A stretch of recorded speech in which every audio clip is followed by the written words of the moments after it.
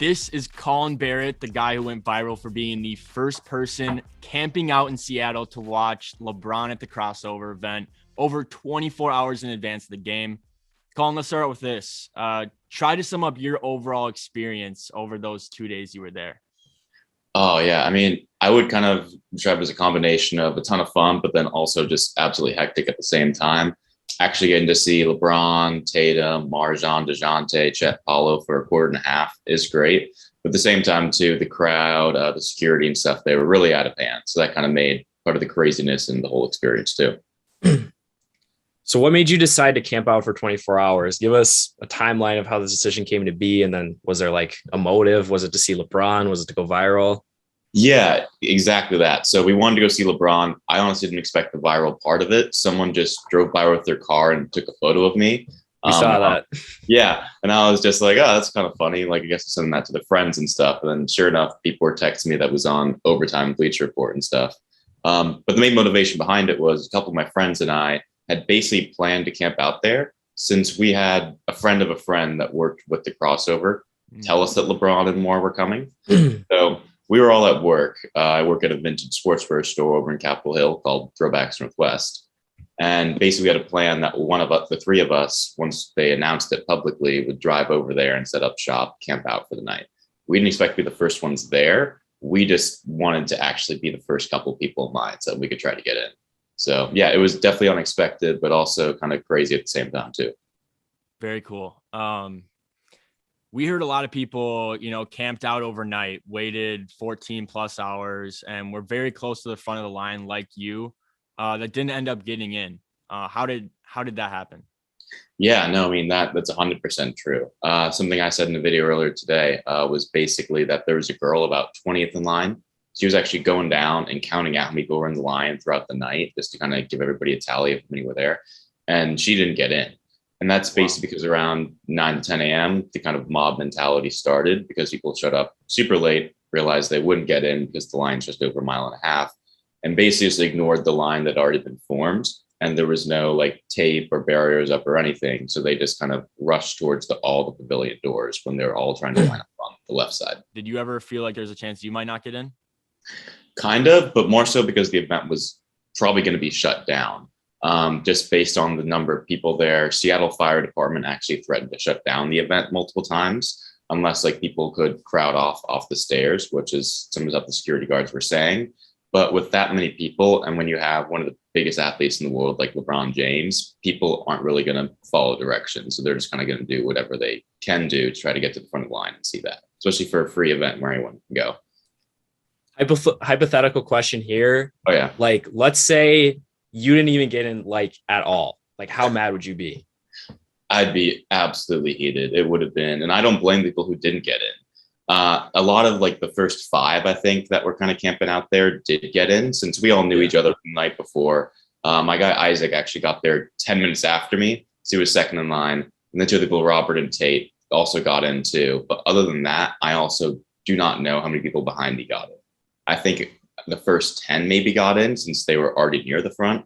But after that, it became like very sketchy to get in. So yeah, I would have been absolutely pissed off. Yeah, makes sense. So it's crazy. You were in a tent the whole night. Like, did you get like any sleep? And I guess kind of like, what was the overall vibe? Because I feel like that's kind of crazy. So yeah, I do have a confession here. Basically, since I had three other people that I worked with, I got the first shift from about 3 to midnight. And then I live in the area. So I have to go back home, sleep in my own bed for about nice 4 hours. That is really nice. That was clutch for me. And then I got up in the morning, made my friends breakfast, came over and just hung out for the rest of the time too. You had a good plan set in stone. Oh yeah. No, we kind of knew earlier in the week that he was coming. So like, we got to have a game plan here to actually get in. Smart. And what was the vibe like in the middle of the night? I guess like when you were there at night, what were people doing? I mean, during the night, it was actually great. People were playing basketball all throughout the night. Someone brought a hoop probably around like 9, 10 p.m. People just playing basketball on the street for a bunch of time. There's a whole bunch of pickup games, a big circle around it. And people were super nice. Everyone who camped out overnight there, essentially it was a great friendly vibe. It wasn't until 9, 10 a.m. when people started showing up and realizing, oh, we're screwed, that essentially it kind of turned to a mob mentality at that point. Some people are saying this was like the worst ran event ever. You were there for the entire thing. What can you say about the overall way the event was ran? I don't know about the worst ran event ever, but it definitely was not good all around. I think some of the things I would have recommended would be kind of forming the line, kind of having that cut off beforehand, which they didn't. Campus security actually knew about the event because they came and talked to us prior. They actually told me to take down the tent after that photo was taken. And then SPD and the security guards didn't get there until it was basically too late. So it was a very poorly ran event. And the majority of people actually inside the gym were VIPs and friends and family of people playing in the AAU games before. So I'd say roughly maybe like 300 people got in. Could be less, could be more out of the crowd. I don't know the exact number, but it was very limited. And when you have people like Steve Ballmer who showed up, which are billionaire owners for a free Pro-Am event it's kind of a bad look in my opinion. So you think maybe like 300 people got in. How many people do you think, this is probably a hard question, but how many people do you think were in line at night or in the morning? And I can show you guys a video of it. I have a time lapse going kind of like 3/4 the way back. But at one point, I think it stretched for over a mile for people camping out overnight with tents and stuff. And I've lived in the area my entire life. I've never seen that many people in the area. So I'd say it could be anywhere around 5,000, but that's a rough estimate. So yeah. And it's only a 2,600 capacity gym too. So realistically, half of them weren't even going to get in, even if it was only the people out there. Yeah, that's insane. So anyone that knows Joe and I knows that we're huge LeBron fans, right? So what was it like when LeBron stepped through those doors and you saw him? Absolutely ridiculous. It actually almost got the event shut down because people were rushing the court, trying to dap him up and stuff. And he was visibly annoyed about it, as I think anyone would be. And Jamal Crawford actually had to come out and calm everyone down himself, try to get the event going. But just being in the same room as him, kind of watching him and just seeing his stature and the way he played, which he didn't play the best, quite frankly. But basically just seeing him play was awesome and seeing all the NBA talent there, because I don't know when I'm going to get another chance to see LeBron play, even if it's for only a quarter and a half. Yeah. I mean, I guess he didn't have that much time to play, didn't he? Yeah, no, he didn't have a ton of time to warm up. And yeah, there was a lot of sweat on the court there too. So could have been a San Antonio in the finals with no AC situation. That's hilarious. Yeah, Joe and I kind of have a similar experience, like being that close to LeBron. We were at one of Bronny's AAU games and he was there. It was for Peach Jam. So we were just like, we weren't super close, but like at one point I feel like Joe was like 10 feet away. I was probably like 50 feet away, but it just kind of hits you. It's just like, wow. I mean, we think he's the GOAT. It's like, this is the greatest player ever. This is someone you grew up watching for years. It's crazy. It's a crazy experience, but you actually got to watch him play that close, which I feel like is a little bit different. Oh, definitely. We actually camped out because we expected to get courtside seats, and that was kind of the goal there. But then all the VIPs messed that up. Yeah.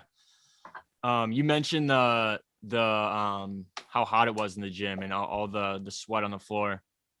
The game obviously got shut down due to the condensation on the floor. How hot was it in that gym? Absolutely ridiculously hot. I mean, it was kind of I wouldn't say sauna level, but kind of close to that. And that's mainly because there's no ventilation or AC in the gym. And the actual people mopping up the sweat, they were trying their best, but there was maybe 2 people with small little mops trying to mop it up and a couple more with towels. So when people were in there for that long, it was that hot in the gym, there was like really no shot to actually get the floor clear of that condensation. I also heard that they couldn't like open up the doors to like let air in because people would have just like stormed into the stadium. Exactly. Yeah. Up until like right after the game ended, people were sitting there like kind of pounding on the glass and waiting. I have a video I can send that of you guys too that one of my friends took. But yeah, so they couldn't even open up the doors or anything for that as well. I mean, a lot of NBA stars were there. Did you have any really close encounters with any of the guys? Any starstruck moments other than obviously LeBron just walking in? Oh yeah, no, I did go to get water at one point, and Aaron Gordon was sitting on the bench, which was cool. Like all the rest of the gym, he was absolutely drenched in sweat. And I'm just looking at him and I see his bicep, which is probably about as big as my leg, maybe as thick as my head. So that was just kind of crazy to see the massive scale of how big these guys are and the level that they're playing at. So that was great. Very cool. That's awesome. So after it's all said and done, 24 hours of waiting, you were in the gym for I don't even know how long, probably under an hour. Was it worth it? I think so, partially for the crazy experience and because I don't think I'm ever going to see LeBron and this level of NBA talent again until they bring a team back, which LeBron could be retired by then. So just to say that I got to see LeBron, it was worth it. But at the same time, too, the level of craziness and pandemonium that came along with it was absolutely ridiculous. And I don't think something that anyone expected, possibly including the event organizers as well, too. So that's another aspect of it, too. I should say it was worth it, and it's a great story to tell people going forward, but definitely a lot of craziness. So it's kind of 50-50 on that front. It's definitely something you're never going to forget. Yeah, no, and probably not going to camp out for another Pro-Am game again. It would be worth it for the Twin Cities Pro-Am if we have. No, I'm fine. No, I'm joking.